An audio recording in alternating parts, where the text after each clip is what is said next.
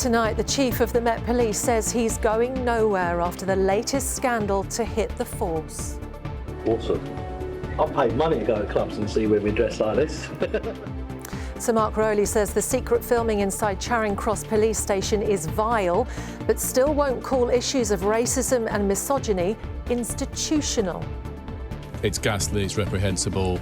Clearly there's racism in there, there's misogyny, there's relishing in using excess force. It's completely unacceptable. Well, ahead of their conference next week, the Conservative leader tells us why she blames the mayor for the problems. Also on the programme, 3 teenagers in hospital after an acid attack on a busy street in the middle of the day in Walthamstow. Why police won't investigate if your bike's stolen after being locked up outside a train station for more than 2 hours. And we meet the 3-year-old boy who'll lead his favourite football team out just weeks after open heart surgery. Good evening. The boss of the Met Police is still in his job tonight, despite the force being hit with a barrage of damaging evidence revealing racism and misogyny at a police station in central London. The secret filming has left Sir Mark Rowley with uncomfortable questions about a service he has repeatedly pledged to clean up. The Prime Minister described the behaviour of officers at Charing Cross as shocking. London's mayor said he is appalled. And communities in London simply want a police service they can trust. Carolyn Sim reports. What was shown on our screens last night is described as sickening. Awesome. I've paid money to go to clubs and see women dressed like this. Police officers at Charing Cross Police Station making racist and misogynistic remarks at work. She's pregnant, tried to kill her baby. That's what she says. And outside. The Somalians are scum. Any foreign person has the worst deal with. God, we so lose our job right now. As well as allegedly assaulting detainees. Oh, legend. All of it exposed in a 7-month undercover investigation. It is behaviour that 3 years ago the Met Commissioner promised would be cleaned out of the force. Today, he admitted there's clearly more work to do. It's ghastly, it's reprehensible. Clearly there's racism in there, there's misogyny, there's relishing in using excess force. It's completely unacceptable, and I've cleared out a lot of the legacy of people who should have been thrown out some time ago, and now we're digging deeper into those tumours that are buried in the organisation that need finding and digging out. Today, the mayor insisted Sir Mark Rowley is still the right man for the job. He understands the need for and is addressing systemic challenges. He understands the need for and is addressing cultural challenges. That doesn't take away from the fact that Londoners have been let down. I've been let down. Police officers, brave men and women who work incredibly hard, go above and beyond, they've been let down. Anthony King, who leads community projects in Croydon, says he was shocked by the programme, but backs the Commissioner. Do you know what? It's done a lot of damage, but some people in certain parts and pockets of community would say, but this has been going on for years. However, I would encourage Londoners to try and stay behind Sir Mark Rowley and give him the time to do what he has to do to turn this juggernaut. The entire team at Charing Cross Police Station has now been disbanded and replaced. Several officers have been suspended but are still being paid. The Independent Office for Police Conduct says any misconduct hearings will happen as soon as possible, but will still take many weeks. You stop a tow leg, we know he's up to no good. Yeah. We don't find anything on him, well, you just stop him because I'm bad. Is a problem. A serious problem, I think. And the Met is running out of time to convince people the culture in the force is improving. Carolyn Sim, ITV News. Well, the Met's problems are a big political issue as well, and ahead of her party's conference next week, the Conservative leader told us she blames London's mayor. Kemi Badenoch said racism can never be allowed, and she was horrified by what the documentary uncovered. She spoke to our political correspondent, Simon Harris.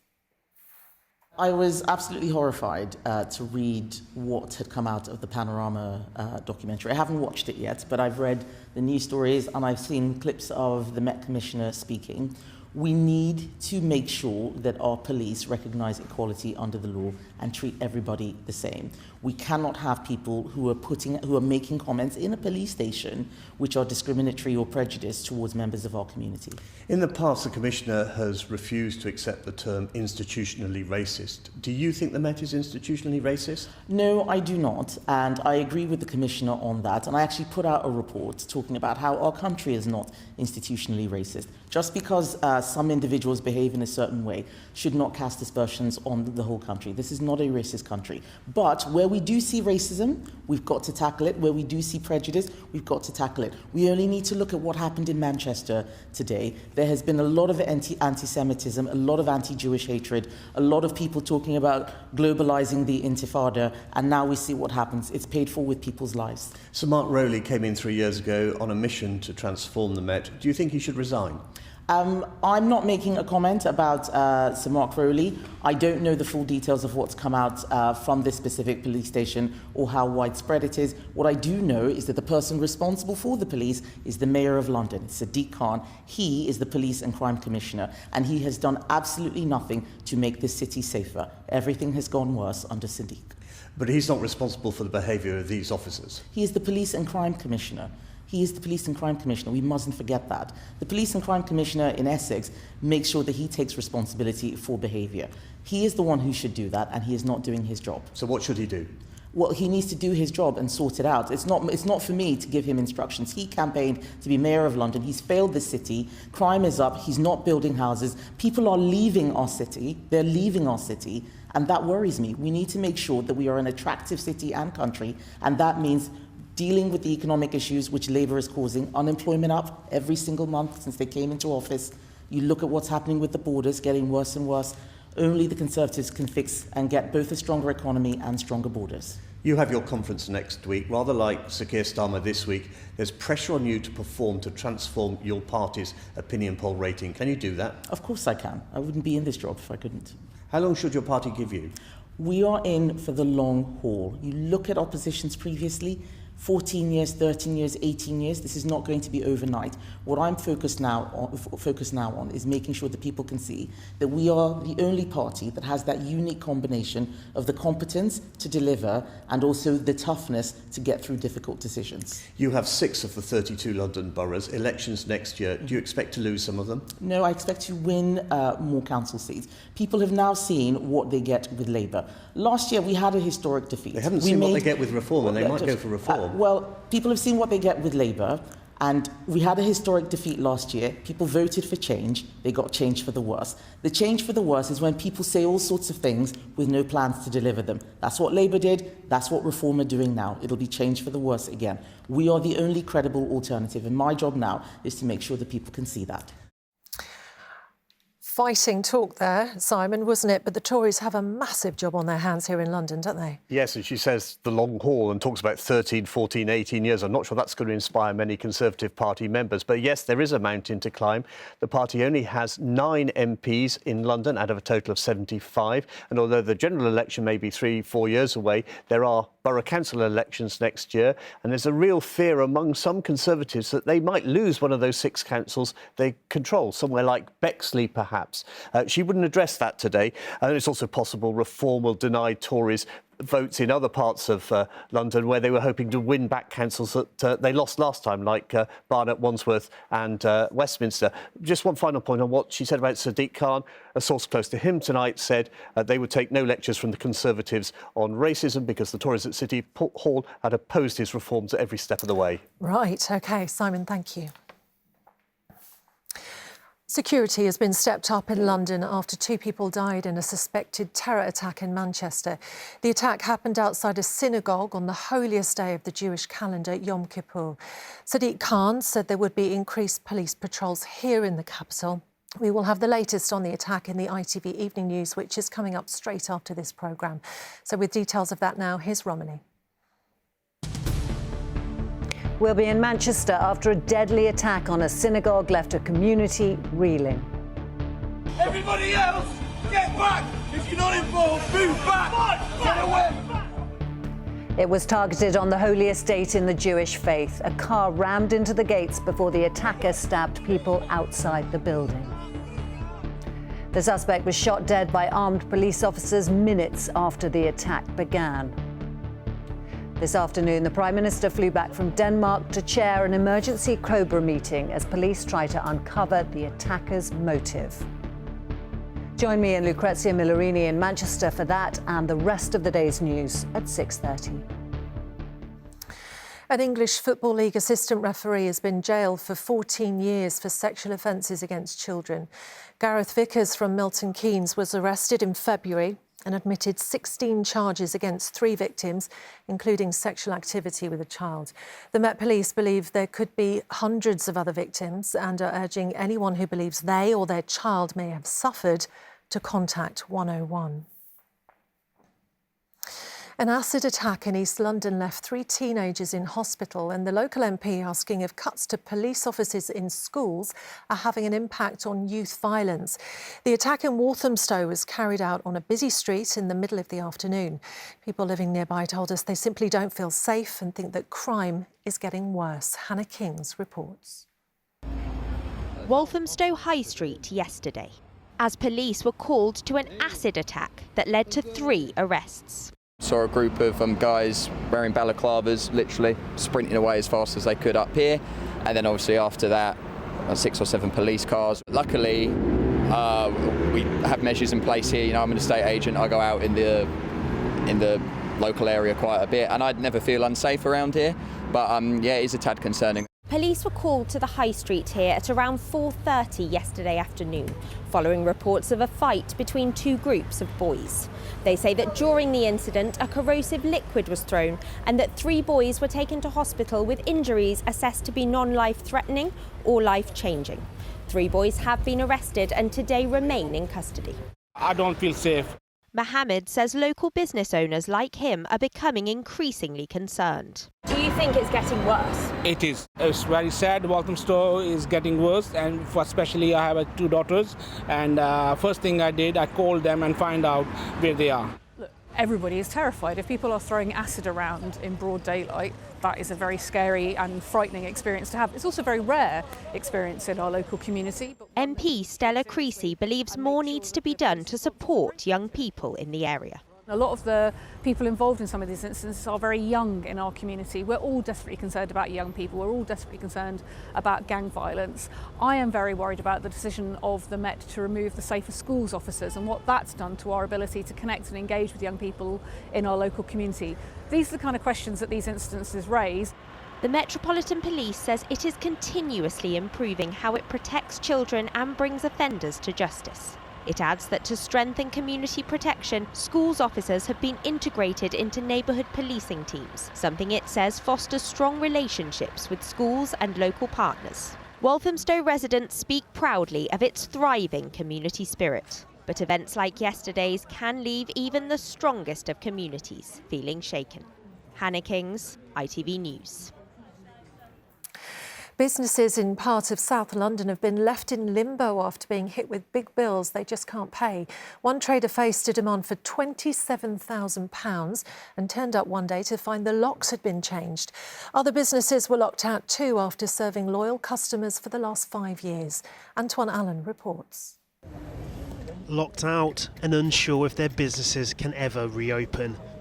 4 restaurants are fighting for their survival after becoming the latest casualties over a dispute over high electricity bills.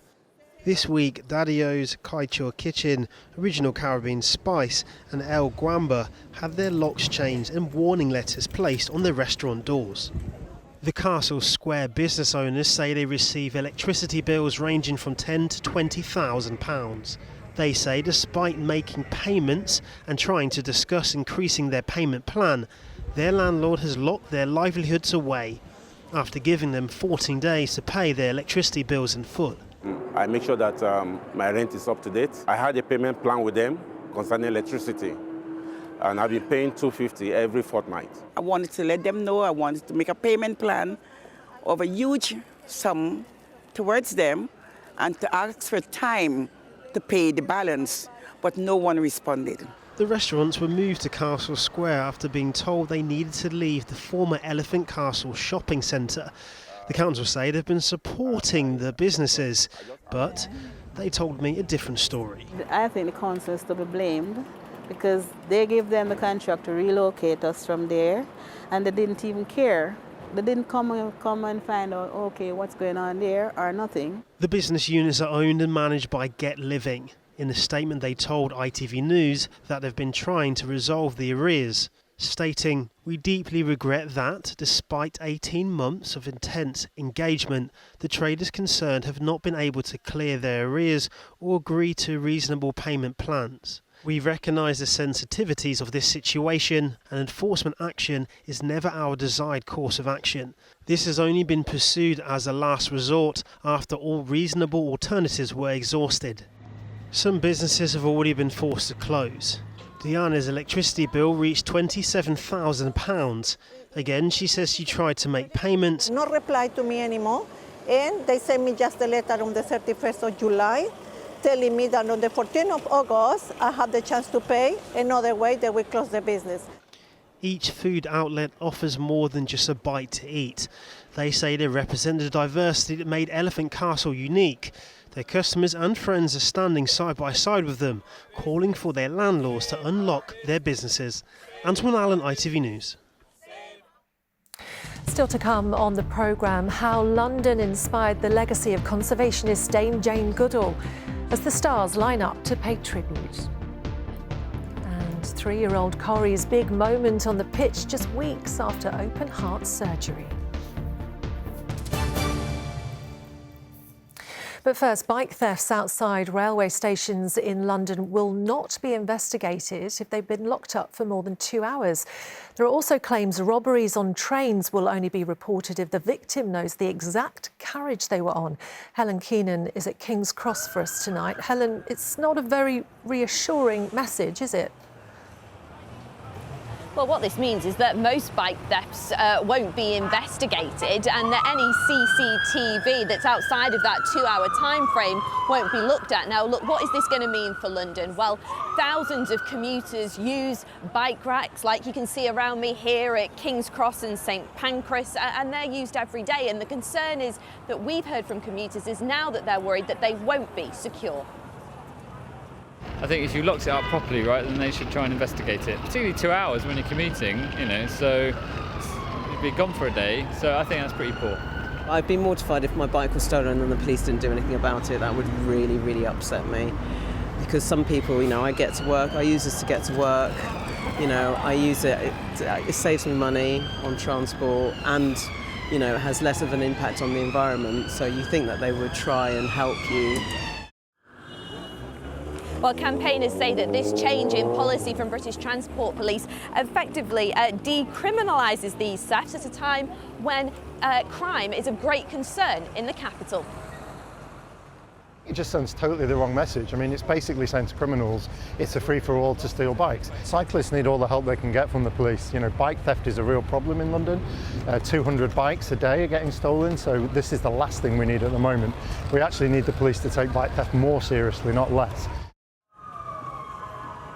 Well, British Transport Police have given us a statement. They have said there are some crimes that are unlikely to ever be solved, such as those without a clear estimate of time or location for the incident, or if there is a lack of CCTV or witnesses. The more time our officers spend reviewing CCTV footage for these offences, the less time they have available for patrolling railway stations and trains, investigating crimes which cause the most harm and providing a visible presence. Now, there are also claims today that robberies on trains will only be reported if the victim knows the exact carriage that they're in, which commuters here have told me they are also concerned about. OK, Helen at King's Cross, thank you. Some sad news now about the actor Patrick Murray, who's died at the age of 68. You might remember him as Mickey Pearce from Only Fools and Horses. I'll give you a bell in the week. She seems like a nice girl, Mickey. Yeah, well, you know how it is, Mike. Every so often a person fancies a bit of rough. And she picked you. That's a joke. His character might have been a Peckham lad, but Patrick was born just a few miles over in Greenwich. He was diagnosed with lung cancer in 2021. Tributes have been pouring in from fans online, remembering his fantastic character and his underrated comedy. Now, no matter what happens on the pitch when Wycombe Wanderers take on Barnsley this weekend, the biggest cheer will surely be reserved for the Wanderers' young mascot, Corey Jevons. The 3-year-old has an incredibly rare condition which meant he couldn't swallow. He had open heart surgery less than 5 weeks ago. And I'm delighted to say he's doing really well. In fact, he's here in the studio. There he is. There he is with brother Callum, who is 5 years old, mum Katie, and Dad Ross. Welcome to you all. You're being so well behaved, and you look gorgeous in your football tops. You look amazing. Is that what you're going to wear when you walk out on Saturday? Yeah. It is. Are you excited to both be mascots? Yeah. Yeah? And I think, Corey, weren't you at the training ground today, perhaps getting a little bit of practice with the walking? I think you met some of your heroes there. Can you see yourself there, seeing some of the players? I guess you're getting a little bit of practice, aren't you? And Dad Ross was there as well. Ross, didn't one of them say that if they score, there's going to be a special celebration, especially for Corey? Yeah. That's right, yeah. So Luke Leahy said to us that if he scores today, he wants the boys on Saturday to choose a celebration for him. So Callum and Corey have been conspiring today about what that celebration. You've got some ideas, Callum, haven't you? I got one, which is to see. He has to run and jump in the end of the sea. Oh, I think that's the one. I think that's the one. That's a very, very good idea. They better score now, hadn't they? Yeah. The pressure's on. The pressure's on. And isn't this Corey's first ever game? It will be, yeah. So Callum's been to a few games now and he's really enjoyed it. Corey has not been to a game yet. We were holding off, but when this opportunity presented itself, it was too good to be true, really. What a start. And I've got to ask, I mean, Corey's looking fantastic. How's he going? Because, I mean, literally, we're kind of like not much more than a month since a major surgery. Yeah, it's his 5th major surgery. Wow. And, yeah, less than 5 weeks ago. But it's been hard stopping him running around like his usual crazy self. So you have to kind of stop him from doing things rather than trying to encourage him to do things. Well, that's a very encouraging thing, isn't it? I mean, the team have been so supportive, haven't they? That must have meant such a lot. Oh, absolutely. They've been incredible. They've been donating prizes for a raffle to help us raise money for such a brilliant charity, which helps you, doesn't it? Yeah. So it'll be really exciting for the boys as well. And I know that the charity is incredible. It's a kind of small but mighty organisation, isn't it? Exactly that, yeah. So the charity is Toffs and they're there to provide lifelong support for those like Corey, born unable to swallow. So it can be quite an isolating world, really, for a parent, for a family, or even for a young person who's born with such a rare condition. So whether it's providing local volunteers who have knowledge of the condition, providing literature for medical professionals, vital research, which it's a really underfunded condition. It's rare, but it's not that rare.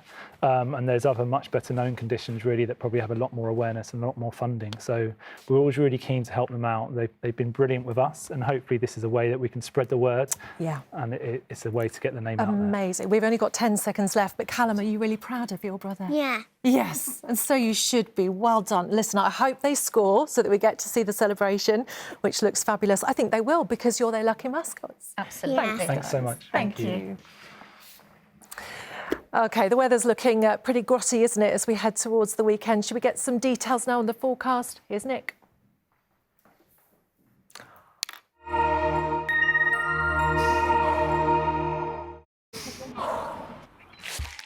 Come rain or shine, Octopus Energy sponsors ITV London weekday weather. Hello, we may have had a quiet start to the month, but that's about to change with Storm Amy moving into the UK. No weather warnings for us, but spells of rain on the way, certainly turning windier later tomorrow, more especially as we go through Saturday, and by then it's going to feel cooler as well. This area of low pressure, not Amy, is going to bring some rain tonight. This is Amy, so more rain tomorrow, again on Friday night as well. Chance of showers on Saturday. It's really well to our north. It will just make for a windy weekend, particularly on Saturday. Wind's not too strong out there at the moment from a mild southerly direction. Rain incoming though, particularly after midnight. This spell of rain quite heavy as it moves on through. If you're up and about very first thing tomorrow, you may still encounter it. It will be a mild start. Most of us though, that rain will be out of the way, and it's just a case of plenty of cloud, rather misty and murky yet again tomorrow morning, and still perhaps on the damp side with further spells of rain moving in, turning more widespread for time during the afternoon and into the evening. It will feel cooler tomorrow as well.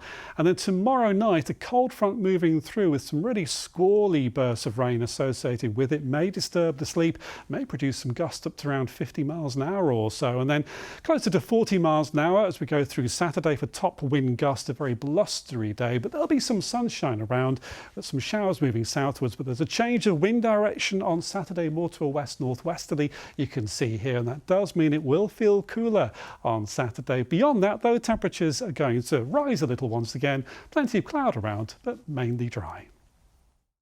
Octopus Energy sponsors ITV London weekday weather.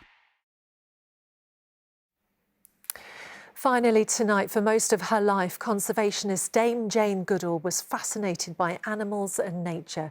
Born in Hampstead, the world's leading expert on chimpanzee behaviour was inspired by the time she spent visiting the Science Museum and working at London Zoo. Her death at the age of 91 has prompted tributes from Hollywood stars and royalty.